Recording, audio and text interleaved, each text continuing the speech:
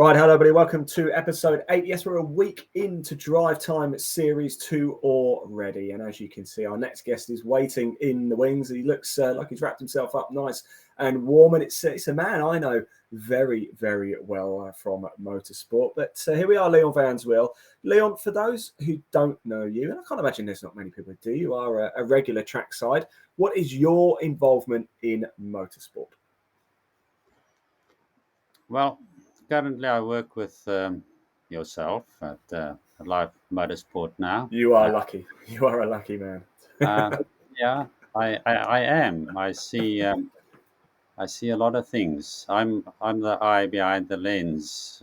I look at things. Uh, I shape what people see on our shows, on our live shows. I'm running all the technical stuff, making sure everything works, everything goes out, fix the problems as and when they occur, and making sure things run pretty smoothly, everything is powered up, etc., on the technical side. Exactly. You do a great job too. You spend a lot of time running around because I just run off here, there, and everywhere. I'm sure a lot of people are very familiar with you. You're also very familiar with the UK club racing scene, Leon, because together over the last 4 years, we've been pretty much everywhere, haven't we? Every single track we've covered. We've covered a lot of race series as well. We've gone through COVID together. We've gone through an awful lot, haven't we? And heading into 2023 then, this year now, how strong do you feel the club racing scene is in the UK, maybe compared to when we first started in 2019? I'm actually quite surprised about the resiliency of the scene. I thought the impact of COVID and of the uh, slowing down of the economy was going to have a much bigger impact on the club racing scene. But on the other hand, people involved in club racing are absolute fanatics about it. And it seems that there's not COVID, not economic contraction, or anything they're willing to sacrifice, not energy prices for what it's like, has got a major impact. But yes, but it does has an impact on people's budget and whatever, because uh, uh, no matter which way you want to spin it, motor racing is not the cheapest form of sport, and you need to budget. But all in all, it's still very resilient. We see big numbers still coming up. People come, new series opening up, etc., Yep. etc. And I mean, it's all exciting. I'm just looking at Mark Bates' new BMW Cup that Yeah. is just launched, and Yep. it is absolutely fascinating to watch that. So, yeah, I've got a lot of respect for the people that are doing things. I mean, as always, there's always a lot of evolution, and this series moving there and there, whatever. But in the end, people get such a buzz out of racing, and they're hooked, you know. So what can I say? It gives us something to film. It does give us something to film. Now, we're going to go from one end of the scale in the motorsport spectrum, the lifeblood, which of course is club racing, but up to the very, very elite of motorsport. Now, we're both Formula One fans, of course. One thing we often enjoy, isn't it, driving home on a Sunday down the M1, usually listening to the Formula One. But it's not just F1, of course, at the Sports Summit. Okay, if F1 does sit at the top. But let's take a look at Formula One, Formula E, IndyCar, NASCAR, WRC, WEC. There are others, of course, but there's a character limit to what I can put in here. Which, in your opinion, offers the best all-round value for fans, sponsors, and career prospects, not just for drivers, I'm talking about for mechanics, as in the media, for example? Which is the most accessible? Which gives best bang for buck? What's your opinion? Well, that's quite a broad question. You know, F1 is obviously it is the top. Um, I think it grabs the most eyeballs. It is very slick. It is it is a drama. I think what Netflix has done with the Drive to Survive series has really elevated F1. It is really brought in the backstory of everything that happens, and I think this is what It's it's pushed it people. ahead, hasn't it? It's pushed Formula One ahead. The gap was always big to Formula One and everything else, but it's got bigger. Yeah, it's a Formula One accelerated further up the ladder, and the other guys will, if they're wise enough, they will catch up and but what's happening in Formula One. We've been doing something similar, and it's not really about the racing. It's about the story behind the racing.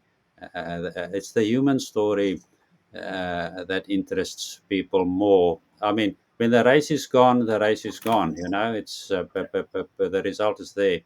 But in the week afterwards, building up to the next race, it's all the stories about the people and how they behave and what they do and what this one say and that one say, and that keeps the engagement going. And really, for me, Formula One is the story about Lewis, the story about Max, the story about Perez, the stories about Sainz, and everybody's got their challenges, and they are a lot of parallels with what we live in our own lives, playing it out on the motorsport scene. And we all have our challenges, and so do these guys. And the one day you're up, and the next day you're down, and technicalities happen, and this and that, and there's team dynamics, etc., which is absolutely fascinating to observe. Uh, IndyCar, Yeah, NASCAR, I think very there's a niche market, huge. isn't it? More North American market, I think. Yeah, but there's huge potential for that in the UK and Europe. But those stories needs to start getting told out here, because it's not the natural domain of those series in Europe. But I love powerful American cars. There's nothing for me like a Who big doesn't? Yeah. V8. I mean, I once had the opportunity to go around the in a NASCAR in Dallas Fort Worth, in the big oval there, and gee, it is absolutely the power, the sound, the vibration. It is the stands. I mean, you go to those autodromes, it is absolutely. I can just imagine 140,000 people around a big oval. You know, uh, uh, those are the things that we don't experience it much over here. Yeah. But there's huge potential for that, to be more presented to this market. Yeah, great. Okay, I think Formula One is the pinnacle. If you can get there, the entry point is high. But yeah, I think there's opportunities everywhere else. Let's have a look at motorsport into the future. Let's get our crystal ball out, shall we? A little look, and let's look 5 to 10 years into the future. Now, when I ask this question, I'm talking about the entire landscape. The EV thing is obviously there. Is that a route we're going to go down, or is there an alternative? I think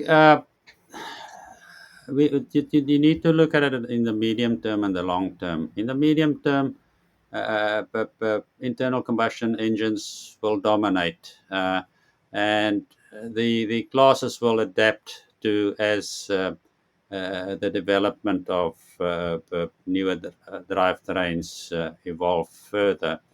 But I mean, we still have the all the classics still racing after all these years today, and we've got a motor pool out there that can be utilized in the next 10 to 15 years. But obviously, in the long term, the drivetrains will change. Now, uh, the racing develops the technology that can be used in future production vehicles. And if you look at how Formula E has evolved and how the technology has evolved, it definitely improves the breed. and this type of technology will filter down into racing. So, but I don't really see EV racing becoming very big in the next 5 to 10 years. Probably Mm-hmm. after that, obviously, the cost of EV racing is substantially higher than IC internal combustion engines at the moment. But when those costs are starting to come down, or there's sufficient, I mean, you look at a second-hand electrical. I mean, you look at a second-hand Tesla. You're not going to pick something up for under 20 grand, while you can pick up a stock Mazda MX-5 for 1,000 or 1,500 bucks, Yeah. and there's plenty of performance parts available. So before, if you look at the at club racing, electric vehicles, they need to become substantially more available, cheap. Otherwise, it ain't going to happen. I mean, it's economics 101. Yeah, 100%. A lot of people are saying historics are only going to get bigger and better as well. And I totally agree with that. I mean, as we know, the MX5, there's another MX5 championship coming, the Miata Trophy with MSV as well. And just Mm. for me, battery life's a big concern too. But anyway, let's move on, shall we? The next question, I can probably answer this better than you, actually, Leon. What does 2023 hold in store for you? I know exactly what it holds in store for you because I put our calendar together. Yeah, well, you know, I you make the calendar. I just go and enjoy filming it. Well, let me tell you what you're going to be doing with me. You will be all around the country again this year, doing golf, doing handball, doing football, doing all sorts of stuff. When it comes to motorsport, we will be back with the MG Cup, of course. We're also delighted to say we're going to be doing the MG Trophy this year for the first time as well. We're back with the BCB8 Championship, equipped classic racing, and there's going to be all various bits and bobs. Something that neither of us have ever done before is going to happen this year, though, Leon. Very Mhm. excited to say that you and I are going to Castle Combe for the first time. It's a circuit we've Wow. never been to before. We've done every single circuit except Castle Combe, Anglesey, and Knock Hill. I'm not so sure we'll ever do Knock Hill because it's different. It's basically Australia, isn't it? It's that far Yeah. away. So that's what 23 holds in store for you, Leon. Well, Right. and you, as we know, there's always some things that come up during the year which you don't plan in the beginning of the year. So, you know, Exactly. we did the BMW stuff last Oh, year. that's The on the MG, cards as well. Yeah, I forgot to mention that. We'll be doing that as well. yeah. So, but these are the things that is fascinating to do, because there's such a depth in motorsport, and the motor fanatics in the UK, I absolutely love them, because there's so many, and they differentiate to the nth degree into their interests. You know, even if you look at the BMWs, they differentiate in smaller and smaller niches there, and they really very knowledgeable about the vehicles. You go to these meets, and it's you meet the most interesting people. I love it. Absolutely. Final question for you, Leon. Bonus question. Probably the most important question you've been asked today. What's better, tea or coffee? It's not a easy answer, Yes, it but is. Yes, uh, it is. no, because each has got its time. But it's not, for me. It's not a flip of a coin. You know, if it's from morning time till 3 o'clock in the afternoon, it's definitely coffee. I cannot get going without my first cup of coffee in the morning. But when it gets to sleep time, I'll have a cup of tea. Now, I enjoy both. I enjoy a McDonald's coffee with a McDonald's Oh, yeah. breakfast. Double sausage and That's egg good. McMuffin meal. I love a Starbucks. I love great coffee. Coffee is the fuel that makes the world go round. Coffee, but then again, I enjoy a nice tea as well. But probably in the ratio of about 4 to 1, I would say, for me. The coffee definitely wins for me. Oh, coffee's a big winner there. Yeah, I mean, look, if it's 12 o'clock in the morning or 12 o'clock at night, coffee is always the best. That's just my opinion. Anyway, Leon, thank you so much for joining us. I really do appreciate that. That is Drive Time Series 2, Episode 8. Drive Time Series 2, Episode 9 will be released tomorrow at 7 o'clock at Live Sport Now on YouTube. Make sure you head over. Make sure you hit subscribe. Make sure you hit like as well to watch live motorsport in 2023. Leon, thank you. Take care. And I'll see you trackside very soon.